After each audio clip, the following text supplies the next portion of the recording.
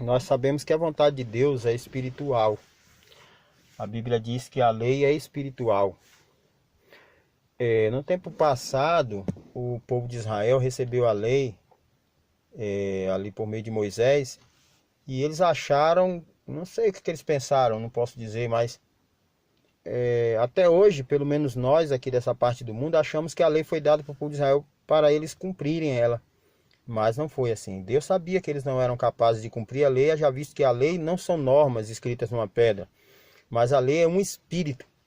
E o homem, quando caiu e saiu da condição de perfeição, ele perdeu o espírito da lei. Ou seja, ele deixou de viver a vontade de Deus, não é porque ele não entendia mais, não é porque ele não conseguia ou coisa parecida, é porque a lei ela foi alterada dentro do homem. A lei de Deus ela era escrita no próprio homem, ou seja, o homem tinha o Espírito de Deus. E ele fazia as coisas de Deus porque ele tinha o Espírito de Deus. Mas quando ele perdeu o Espírito de Deus, ele era morada do Espírito de Deus e efetuava as coisas de Deus porque Deus morava nele. Aí, a partir desse momento, o que foi que passou a acontecer com ele? Ele recebeu um novo Espírito, uma outra lei que começou a atuar nele. O apóstolo Paulo fala disso em Romanos 7, e ali ele fala que existia uma lei no entendimento dele e outra lei no corpo. Ou seja, existia um espírito que atuava na mente dele com um entendimento das coisas de Deus. E existia outro espírito que atuava no corpo dele, fazendo ele fazer aquilo que era contrário à mente dele. Aí quando ele viu que aquela situação era tão terrível, ele disse, nem eu mesmo entendo o que eu estou fazendo, porque eu quero fazer uma coisa e faço outra, e quando eu faço aquilo que não quero, eu consinto com a lei que é boa, mas e aí aquele conflito todo, e cheguei no final ele diz, miserável homem que sou, quem me livrará do corpo dessa morte? Aí vem Romanos, onde ele reconhece que não há mais condenação para os que estão em Cristo, e depois ele vem explicando sobre ali como acontece o domínio do Espírito e o domínio da carne, os dois combatendo entre si. No final ele fala da separação de Deus, que nada pode separar, por quê? Porque o homem quando está unido a Deus no Espírito, e isso é uma verdade que se cumpre na vida dele e ele não pode mudar, porque nada mais muda quando o homem se liga a Deus no Espírito. Porque aí agora o Espírito começa a atuar, o Espírito de Deus começa a atuar no Espírito do homem e renova o homem, tirando ele da condição material e levando ele para a condição espiritual. E aí isso é o novo nascimento, ou seja, o homem não pode ser consertado, ele pode ter o Espírito substituído. Aí nesse tempo que nós estamos vivendo hoje, nós estamos sabendo que é impossível ao homem fazer a vontade de Deus, porque a constituição física dele é pecado. Ele não tem pecado, ele tornou-se pecado. E aí a prova disso está naquele texto de Coríntios 5,17, que diz assim, aquele que não conheceu o pecado, Deus o fez pecado de nós, por nós, para que nele fôssemos feitos justiça de Deus. Né? Existe um outro texto também que diz que Cristo se fez pecado. Então, como é que Cristo se fez pecado? Assumindo a natureza material de homem. E assumindo essa natureza de homem, essa natureza humana, essa natureza física, então Cristo assumiu a condição de pecado. Mas estando em pecado, ele condenou o pecado, como diz lá em Romanos 8, versículo 3.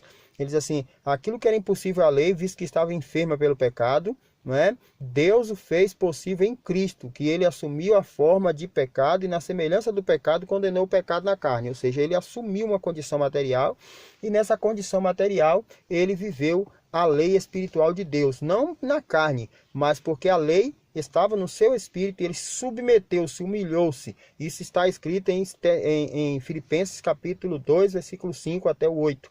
Então ele humilhou-se a si mesmo. O que é essa humilhação de si mesmo? A humilhação de si mesmo é o reconhecimento de sua incapacidade de fazer a vontade de Deus estando em matéria carnal. Quando você reconhece isso, você vai humildemente a Deus confessando o seu pecado, confessando que você está em carne, que você não consegue cumprir a vontade de Deus, mesmo que você tenha tentado, mesmo que a sua mente tenha mudado, mesmo que você deseje, mesmo que você mais queira, que você seja sincero, extremamente sincero, você não consegue cumprir essa vontade de Deus, então você se humilha perante Ele, suplicando com toda a força do seu ser, que quer um espírito novo, que quer uma mente nova, que quer ser transformado, que quer nascer de novo. Essa é a entrega que Deus espera de nós. Então, enquanto o homem não faz isso, ele passa por provas, não é? E isso eu estou falando para um povo só na terra que compreende o que eu estou falando. Não tem vários povos, não são os evangélicos comuns que vão compreender isso, isso é só para quem é remanescente. Aí vai entender isso. Aí ele vai entender que ele passou a vida toda tentando cumprir os ditames da lei, ali na carne, tentando pôr em prática as normas que lhe eram passadas, aquilo que lhe era transmitido, não deu conta de viver. Aí ele vai se desiludindo porque foi desmentido, porque ele foi desmascarado e Deus agora já sabe que ele não presta, e Deus mostrou para ele que ele também não presta, mas a tendência é se abater e desistir. Mas nesta hora é a hora da entrega. Quando Deus te desmascara, e você foi desmascarado ao longo da sua vida várias vezes, mas você não teve coragem de se entregar. Então Deus vai continuar te desmascarando. E por causa dessa dureza de coração de não se entregar a Deus, o homem vai ter que ser levado a grande prova e aflição, que é comparada na palavra de Deus à dor de parto, que é a dor mais angustiante que existe. O homem, para ter a natureza trocada por completo, vai ter que passar por grande angústia e aflição até que Cristo seja formado nele. Como Paulo disse, filhinhos, por quem de novo sinto dores de parto, até que Cristo seja formado em vós. Então, o que nós precisamos é que Cristo seja forjado em nosso ser. E nós precisamos ser despidos para sermos revestidos. Nós precisamos morrer para nascer de novo. Isso é literal.